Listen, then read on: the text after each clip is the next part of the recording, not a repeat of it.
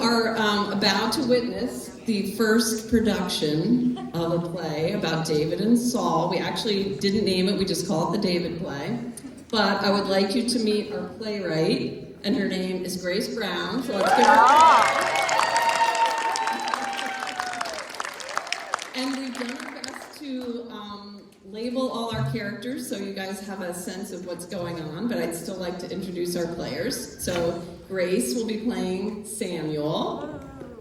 Caleb, step forward. Caleb's going to be Jonathan, Caleb Brown. Robert Thurman is our background people, soldier, filling in all the roles that we need to fill in. Thank you, Robert. Chris Arnold is Saul's closest advisor. Javi and I are also background people, so we fill in the gaps where needed. We have David over here, Rhiannon Kelly. Saul, who you will remember in this part, is played by Dylan Campbell. And Patrick Brown is playing Goliath. So, and we're going to try to project and do our best. It's a very funny play. You're allowed to laugh. I'm sorry, Lillian. Lillian was our narrator. How could I forget Lillian? And director. All right, Lillian, take it away.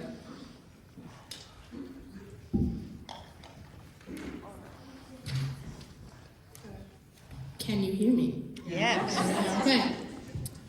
Once upon a time, about 2,000 years before Jesus was born, Israel didn't have a king. So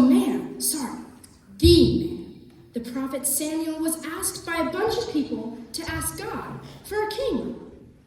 Dude, this whole idea is ridiculous. You're literally asking me to ask God to have someone be in charge of you? That's like asking for an older brother. Like, I don't know, fight all the wars and bring us back like women and gifts and stuff. Just little things like that. Bro, you're being very disturbing right now. I need you to step away from the problem. We want a king! We want a king! So God delivering you from the Egyptians, leading you through the wilderness, and giving you land full of milk and honey do not pass your expectations of a king? Dude, that was like a gazillion years ago. Yeah. Okay, fine. But you're going to regret it. He's only going to act like your older brother. Well, who are you gonna pick? Give me a sec. Aha! Saul! Yeah. Everyone knows Saul. He was the cool, tall, dark, handsome dude that everyone loved because, well, he was just cool, tall, dark, and handsome. He was gonna be the king now? Duh, who wouldn't love him?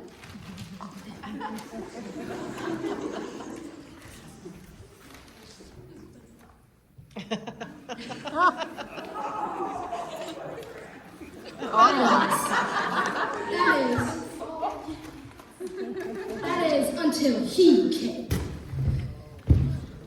You Israelites are lame! How can you fight someone 10 times as bigger and stronger as you? Us Philistines are the best! Goliath, the giant Philistine, wants to fight one-on-one with one of the Israelites, but even the oh-so-cool king shrinks back from this great and mighty warrior, and God's people wonder if something bad will happen soon because of it, until... Hey y'all, what are we watching? It's a romance comedy. I love those. You scaredy cat! You are all scaredy cats! I curse you and your God! How dare you curse the army of the living God? Put him up, guys! What the hell are you doing, Dick? You can't just fight him! You need armor and a sword! Armor, Philistines, I've got this! Eat rocks, Philistine!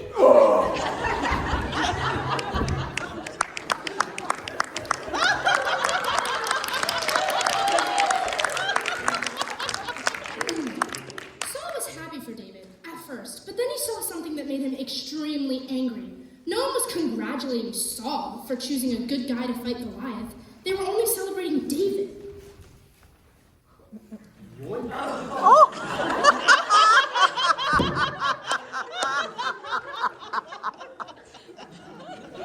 Ever since, Saul's jealousy for David grew. David won battle after battle after battle, and Saul could barely take it anymore. Why do they love him better than me? you've only slain thousands, and David tens and tens and tens and tens of thousands. Maybe you should just try liking him more. Or maybe I should just kill him. Can't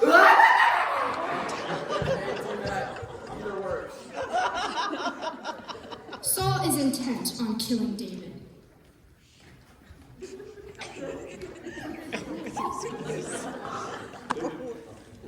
Sophie. But fortunately, Saul is a very bad shot, or just an unlucky man. David, you have the best voice ever.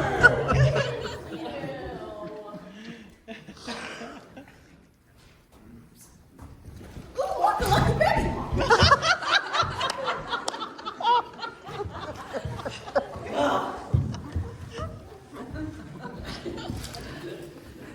Dude, you missed 3 times. I mean, you're doing great, sir. But David got Saul's hint pretty clearly. Look, Johnny, you're my best friend, so it pains me to tell you this. But I think your dad hates me. No, he doesn't. See, oh, let me ask him. Hey, Dad, do you hate David? Don't speak that name to me! I'll rip out your spine and use it as a pogo stick! Then use your fingers for chess pieces! Yeah, he hates you. You I knew it. Before I leave, how about we stand here for 10 minutes and sob our hearts out?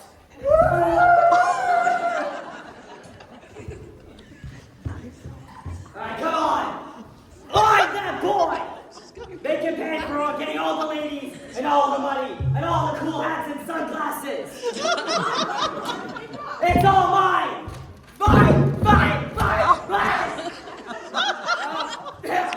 Excuse me, I gotta go potty, so I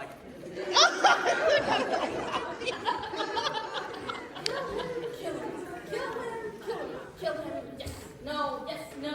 Ugh.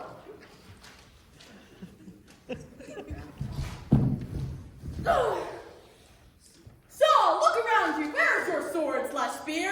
Dude, you have it. Oh, right. I had the opportunity to kill you, just as you have sought to do to me, but I didn't.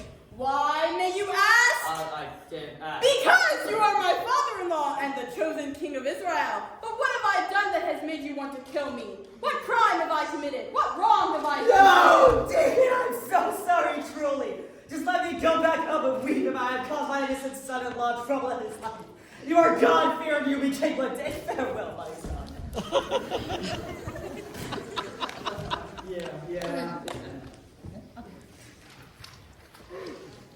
Saul still does try to kill David, but God protects him. David has another opportunity to kill Saul, but he spares him again because Saul's the Lord's anointed. Saul later kills himself in battle, and David is eventually made king of all Israel. Because David is a man after God's own heart, God is with David, and David prospers while leading Israel with honor. When we look at these two men, both anointed by God, we see that their stories end very differently. Both men do great things, and both men fall into sin. The difference lies in their conviction, faith, obedience, and love for God. Saul was not obedient towards the Lord, which led to his heart being hardened against God, causing his downfall. David, although he was not perfect, obeyed God and prospered because he was a man after God's own heart. So, who are you going to be similar to? The guy who won wars, ladies, and cool sunglasses by following God? Or the guy who lost wars, ladies, plus his cool sunglasses, and much more from following his heart? The end.